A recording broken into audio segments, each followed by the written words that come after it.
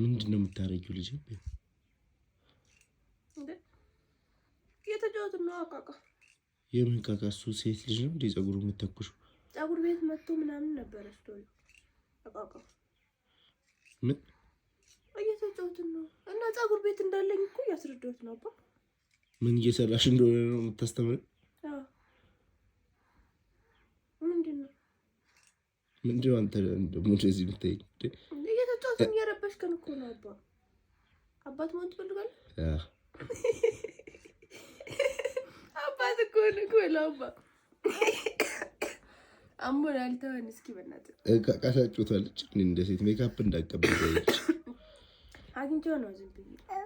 ወይ ልጆት እሺ የተጫወትን አትረብሽን ነበር። በቃ የፊቱ እንዴት ይሁንልኝ? የፊቱ እንዴት ይሁን? እሺ